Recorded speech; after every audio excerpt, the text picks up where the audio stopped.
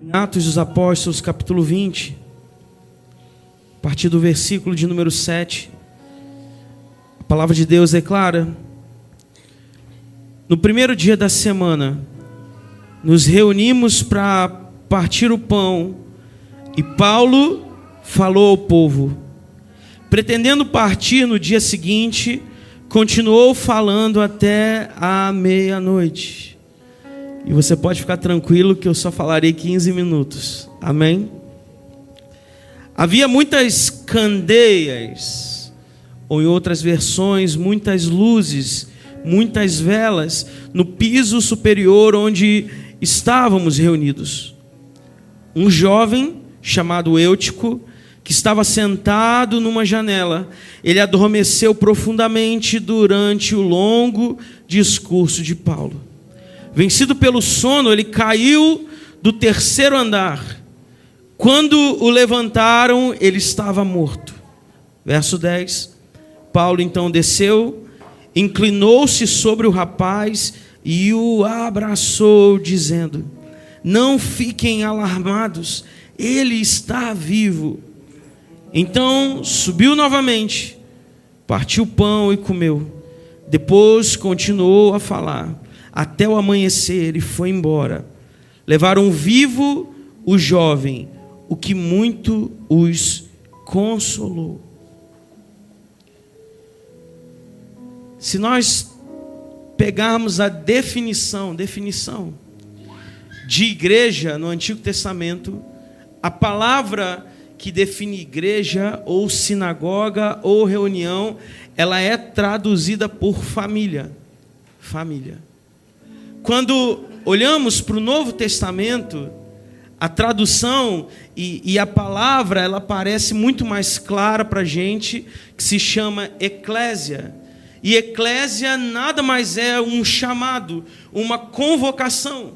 Porque o período bíblico havia um governo político e cultural da Grécia, embora Roma fosse a governante. A Grécia mandava historicamente, filosoficamente naquele período. Então, com o surgimento da polis, a cidade, e com o surgimento da democracia, o que acontecia? Havia um chamamento para reunir o povo e decidir as questões da cidade. Então, eclésia era esse chamado para que as pessoas saíssem das suas casas e se reunissem e debatessem os temas.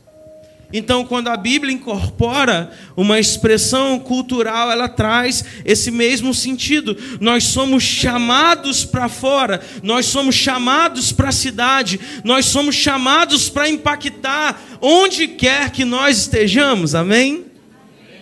Mas escute isso, antes de nós sermos eclésia, nós temos que ser família. Antes de ser chamado para fora, nós temos que encontrar nessa ambiência a segurança necessária, o cuidado necessário. E quando a gente participa de um momento desse, eu penso em duas coisas. Eu penso assim, caramba, que legal a gente poder estar aqui numa posição de receber o carinho, mas em segundo lugar eu vejo uma reciprocidade.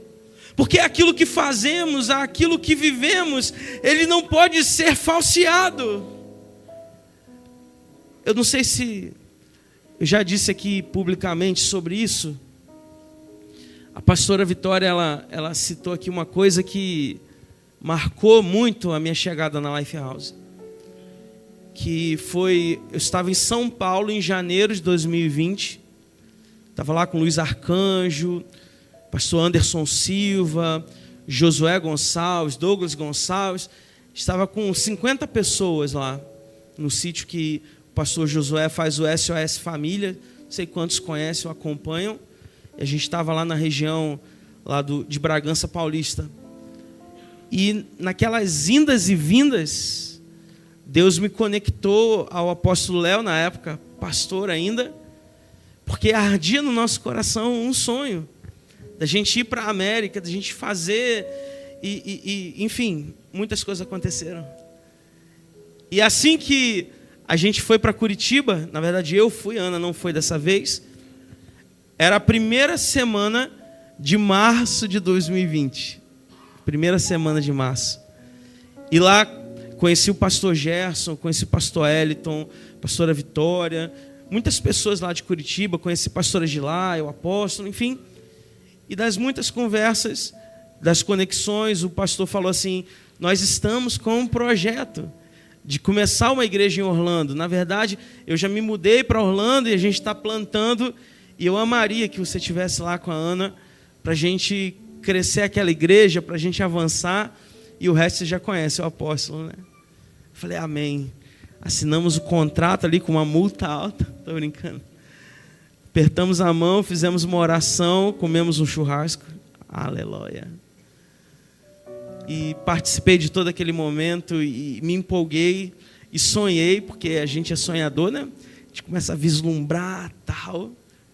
Primeira semana de março. Segunda semana de março. Aeroportos fechados pelo mundo. Pandemia. Falei, meu Deus. Aí o apóstolo falou assim com a gente: continua caminhando, continua fazendo curso online. Me aproximei mais da pastora através do curso. Continua ouvindo as mensagens, se aproxima do meu coração. E foi isso que aconteceu. Eu ainda estava pastoreando lá em Santa Isabel e ouvindo e conhecendo e esperando o momento certo para ir para a América. Aquilo era o que eu pensava naquele momento. Mas aí em agosto, o apóstolo me liga, estava tendo uma reunião ministerial, apostólica, e ele colocou a situação de Natal e deu um prazo para a gente estar orando, não para a gente estar saindo, mas para a gente estar orando. E passamos aquele período e Deus foi falando com a gente de várias maneiras, até que a gente decidisse. Mas no dia que eu decidi, eu acho que isso eu não falei aqui, né? No dia que eu decidi, que eu e Ana, a gente falou assim, cara, Deus confirmou o nosso coração. É Natal. E começou a surgir coisas que eu nem imaginava, os sinais. Por exemplo, meu pai falou assim, eu compartilhei com a minha família, falou assim, mas a minha avó era do Rio Grande do Norte. E eu nem lembrava disso, né? Eu falo isso com o maior orgulho hoje, mas nem lembrava na época. Eu falei, é mesmo? E é? Ele falou, tal. Aí começou a falar. Aí, Ana, mas meu pai é da Paraíba. Eu tenho sangue nordestino, por isso que a Ana anda com uma peixeira do lado assim, né? Eu lembro que lá no Rio eu a chamava carinhosamente granada sem pino, né? Mas aqui já é outra expressão. E assim, e começou a conectar um monte de coisa. E eu olhei para ela e falei assim, Deus está mudando o nosso sonho hoje. Deus está trocando algo dentro do nosso coração. Porque, meu irmão, deixa eu te falar, se naquele dia eu decidisse vir para Natal, nós decidíssemos vir para Natal, mas ainda pensando assim, rapaz, a gente tem que fazer um bom trabalho aqui, Jorge, porque amanhã a gente pega o beco, a gente pega o avião, a gente vai para Orlando, a gente vai para a América. Eu sei que você não perceberia o sentimento de verdade, porque o que falta hoje na nossa vida é firmar o pé, é ser enraizado naquilo que a gente faz, porque vivemos um tempo onde tudo é transitório, tudo é efêmero, tudo é passageiro e muda muito rápido. Tiago, que trabalha com tatuagem, sabe disso. Um dia a pessoa chega e tatua o nome da amada no braço. E eu não tenho dúvida que ele pergunta assim para a pessoa, tem certeza? Não, meu amor, eu morro, mas não muda aqui o nome. E no dia seguinte o amor acabou, porque vivemos nessa esquizofrenia de emoções. Mas Eutico era um menino comum, como eu e você, que estava num culto que não era comum. Existem algumas características daquela igreja, eu vou falar aqui rapidinho para cumprir a minha promessa. Aquela igreja era uma igreja de 3 pavimentos. Hoje eu conheço poucas igrejas que têm essa estrutura. Era uma igreja que tinha muitas luzes. Era uma igreja onde o culto estava tão lotado que alguém teve que sentar na janela. Alguém teve que ficar na janela. Alguém teve que ficar do lado de fora. Era um povo que estava sedento a ouvir a palavra de Deus ministrada pelo apóstolo, que terminaria meia-noite. Mas assim como eu e como você, às vezes e por vezes a gente dorme. Literalmente, ou apenas o nosso pensamento, como diz o doutor Augusto Cury, ele entra no modo SPA, da síndrome do pensamento acelerado, que a gente nunca desliga, a gente nunca para de pensar, e o pastor está pregando aqui, e a gente está viajando, está pensando na morte da bezerra. Essa semana chegou uma mensagem no nosso Instagram, encaminharam para mim uma pessoa perguntando assim: pastor, por que a parede da igreja é preta se Deus é luz? Aí eu dei uma resposta lá para a pessoa, não vou falar da resposta. Mas porque no ambiente mais concentrado a gente consegue prestar mais atenção, porque tudo rouba a nossa atenção hoje. E ele estava naquele ambiente, e Paulo pregando, e o povo reunido, e a atmosfera de adoração. Mas escute isso. Quando aquele menino cai do terceiro andar, a Bíblia ela tem eufemismos. E Paulo utiliza de um. Fala assim, ele está apenas dormindo. Mas sabe o que significa? Ele morreu. Ele estava morto, gente. Ele caiu do terceiro andar, e eu imagino que ele tenha caído de costas. Ele se feriu, se machucou e morreu naquele momento. Mas sabe o que acontece? E talvez esse seja o terror de alguns pastores. A gente cumpriu o cronograma, cumpriu o protocolo, mas naquele momento o culto é interrompido, porque uma vida vale mais do que qualquer estrutura, a videira importa mais do que a treliça, uma alma vale mais do que o mundo todo, e essa tem que ser a nossa preocupação. A nossa preocupação não pode ser apenas de uma igreja ABC, que pensa só no número, no dinheiro e no prédio. Mas é uma igreja que se importa, é uma igreja que se transforma numa família não de iguais, mas de pessoas diferentes, que olham no olho um do outro, que cuidam um do outro, que se preocupam um com o outro.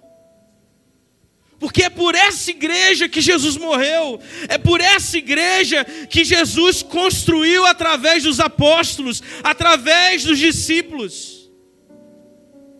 É uma igreja que crê numa verdade central. É uma igreja que está unida no propósito. E não apenas pensando na sua bandeira denominacional. É uma igreja que não se imagina como concorrente da outra, mas que imagina que o reino de Deus é maior do que tudo isso. E não construímos um império, mas construímos o reino de Deus.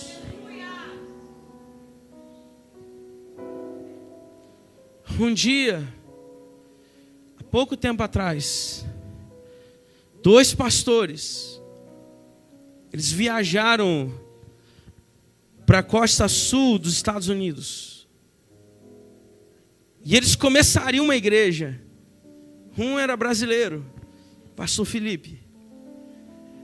E eles chegaram na cidade, e sabe qual a primeira coisa que aconteceu? O pastor da igreja mais relevante da cidade chamou ele para um gabinete. E na cabeça dele ele pensou assim: meu Deus do céu, ele está me chamando para o gabinete, ele vai me dar uma bronca, ele vai questionar o território que eu estou entrando, que eu estou chegando. Como que vai ser isso? E o pastor sentou com eles e falou assim, olhou no olho deles e disse assim: eu estou sabendo que vocês estão querendo começar um trabalho aqui na cidade. Isso é verdade? Aí ele falou: é verdade, pastor. Nós chegamos aqui, Deus nos direcionou e começaremos um trabalho aqui. Então aquele pastor perguntou assim para eles, olhando nos olhos deles: de que vocês precisam? E essa pergunta foi tão desconcertadora que ele não soube o que responder na hora. E penso assim, cara, o que eu vou dizer? E aquele pastor disse assim para ele: já sei, nós fazemos um evento aqui na cidade que reúne cerca de 2.000 pessoas anualmente. Sabe o que eu vou fazer? Eu vou mandar confeccionar 2.000 camisas com o nome da igreja de vocês, para vocês divulgarem o evento. E mais, o evento que reúne 2.000 pessoas, eu vou deixar na mão de vocês, para vocês cantarem, para vocês pregarem e anunciarem, para vocês se tornarem conhecidos na cidade. E no domingo, quando o pastor foi anunciar isso na igreja, os pastores estavam lá, recém-chegados, que começariam o trabalho. Ele olhou para a igreja e falou assim: gente, esses 2 pastores vieram aqui para a cidade, eles vão começar um trabalho, e eu queria encorajar você, que é da nossa igreja, quem sabe você ir para a igreja deles e se tornar um dizimista lá, abençoar essa obra, porque o reino de Deus precisa de expansão. Gente, isso talvez cause um bug na nossa mente. Não faz sentido nenhum isso aí.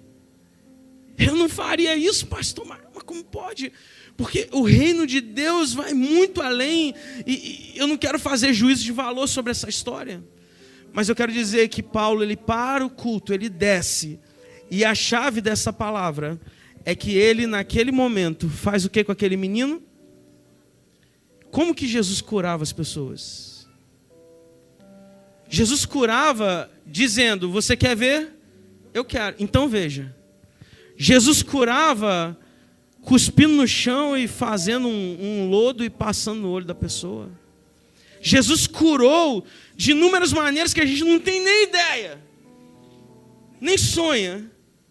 Mas nesse episódio específico, o jovem Eutico, ele foi curado por um abraço.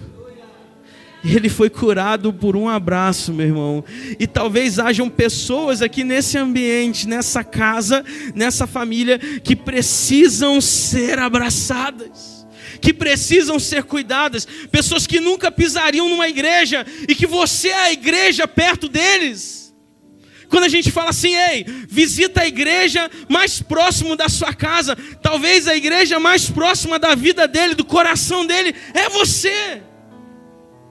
E você tenha que abraçar, você tenha que cuidar, para que aquela pessoa receba a cura de Deus. Só que às vezes, a gente vai vivendo a nossa vida preocupado com a nossa vida, com a nossa história, com as nossas coisas. E nunca consegue preocupar com a vida do outro. Eu às vezes paro e tento parar, ou sou forçado a parar. E minha mente está assim, cara, pensando em 1000 coisas. Eu estou pensando na Antoniana, que ontem estava no culto de conexão com a gente, mas a pressão dela estava 19/13, 14. E quando ela chegou em casa, ela teve um princípio de um infarto. E Júnior levou ela para o hospital do coração. E ela não está aqui hoje no culto por isso. Eu penso nos jovens da nossa igreja que precisam se qualificar e que precisam trabalhar. Eu penso em membros da nossa igreja que se encontram internados hoje, precisando de uma visita, precisando de uma oração, precisando de um cuidado. Eu penso naquele casal que está numa crise talvez. Eu penso naquele irmão que está com o carro quebrado, pensando como é que vai ser o dia de amanhã, porque ele depende do carro para trabalhar. Eu penso que a gente precisa demonstrar mais o amor de Deus sobre a nossa vida. Mas só é possível nós desenvolvermos a autoridade, nós desenvolvermos a presença, nós desenvolvermos o cuidado que Deus tem quando nós temos intimidade com o Senhor. Eu vou terminar contando uma história para você.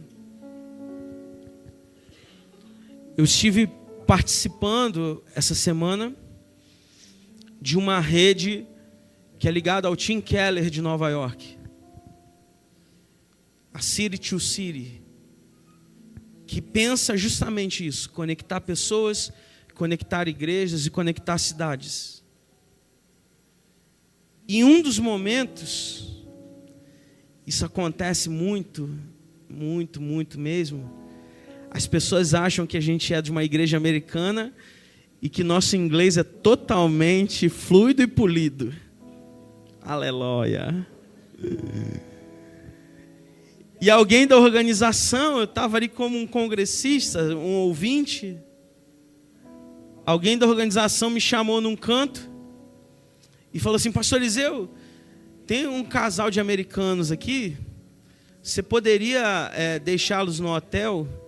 Eu sei que está no meio da programação, mas houve um conflito aqui com o pessoal que está na logística, você poderia ajudar? E eu falei: posso. E falei com ele: mas meu inglês está bem ruim. Ele: não tem problema não, é bem tranquilo, você faz o trajeto, a gente já explica tudo aqui antes de sair, é só ir lá. Falei: tá certo. E eles chegaram e a gente começou aquela comunicação: how are you? Nice to meet you. Good morning. Tudo lindo. Mas quando o carro andou, meu irmão, eu nunca vi um americano querer conversar tanto. Eu falei assim: americano conversador. E eu tinha as palavras preparadas. Yeah. E aí ele foi falando da igreja, se eu era pastor, e eu fui respondendo a ele. Mas depois começou a complicar, porque ele não estava usando as frases do livro ali, né? Inglês para iniciante, conversation, conversação e tal. Ele foi aprofundando, e meu inglês é mais britânico, ele é americano, né? Cara, e quando eu olhei, o GPS ainda me mandou para Mãe Luísa, cara. Eu falei assim: meu Deus do céu. Quando eu percebi onde eu estava, falei: sangue de Jesus tem poder. E fomos até o hotel. E aquele casal ainda deu uma pancada bem violenta na porta do carro, porque eles não têm pena. Eu falei assim: meu Deus. E eu queria falar para ele assim: não tem geladeira em casa. Mas eu não sabia essa frase em inglês e despedi deles, né? E um dos livros que tem sido referência para mim é o livro Cidades Transformadas, do Tom White. Ele é um parceiro do Mike Peer, ele é um parceiro do Tim Keller, falecido Tim Keller. Ele trabalha com texto de igreja, ele é sociólogo, ele é um monte de coisa. Eu falei: cara, e eu queria muito, e comprei o livro. E falaram assim para mim: rapaz, sabe quem vai estar hoje aqui ministrando? Lançando o livro. Eu falei: não, quem? O Tom White. Eu falei: não acredito não, ele está aqui no evento, tá. E daqui a pouco, meu irmão, eu sentadinho lá, quem sobe? O velhinho que estava no carro comigo. E na hora, no exato momento, Deus falou algo no meu coração. Deus falou assim: é possível que eu esteja perto de você e você não me conheça. É possível que eu esteja falando com você e você não me ouça e não me compreenda. Foi assim com os caminhantes de Emaús. E eu não estou fazendo um comparativo que ele é Jesus ou qualquer coisa assim, mas talvez se previamente eu tivesse o conhecimento, eu falava assim: vem um tradutor comigo aqui, tem um monte de coisa para perguntar, tem um monte de dúvida para tirar. Mas eu não tive essa oportunidade, porque eu não tive a percepção de quem realmente importa e de quem faz o milagre na nossa vida. E é essa percepção que eu queria que você tivesse hoje. É essa leitura que eu queria que você tivesse hoje. A mesma intimidade que Paulo teve, que Eutico teve, a mesma presença que eles tiveram, que seja derramada sobre a minha e sobre a sua vida nessa noite, em nome de Jesus.